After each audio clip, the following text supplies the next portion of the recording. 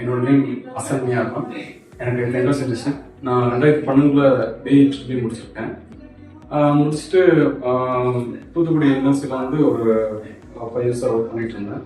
அதுக்கப்புறமா மதுரையில் ஒரு 2 years ஒர்க் பண்ணிட்டு இருந்தேன். எனக்கு டோட்டலாக எனக்கு வந்து ஒரு 7 years எனக்கு வந்து எக்ஸ்பீரியன்ஸ் இருக்குது. பட் அந்த எக்ஸ்பீரியன்ஸ்லாம் வந்து நான் ஒரு மெயின்டெனன்ஸாக நான் வந்து மிஷின்ஸ் வந்து எப்படி மெயின்டைன் பண்ணணும் அப்படிங்கிற ஒரு விஷயங்களை நான் கற்றுக்க முடியல. எனக்கு அதுக்குண்டான வாய்ப்பும் கிடைக்கல. ஸோ அதனால் நிறைய ஜாப்ஸ் பண்ணி நான் வந்து ட்ரை பண்ணிட்டு இருந்தேன். அப்போது இண்டியில் நான் அப்ளை பண்ணியிருந்தேன். இண்டியில் அப்ளை பண்ணியிருக்கும் போது எனக்கு ஐஏஎஃப்எம் வந்து ஒரு ட்ரைனிங் கொடுக்குறாங்க அப்படிங்கிற மாதிரி அதை நான் எனக்கு தெரிஞ்சுக்கிட்டேன். ஸோ உடனே நான் ஐஏஎஃப்ல வந்து அப்ளை பண்ணதுக்கப்புறமா நான் வந்து ஜாயின் பண்ணேன். போன மாதம் 11th தான் வந்து ஜாயின் பண்ணேன். இங்கே வந்து எனக்கு கோச்சிங் கொடுத்தாங்க. செல்வா சார் தான் எனக்கு வந்து கோச்சிங் கொடுத்தாங்க.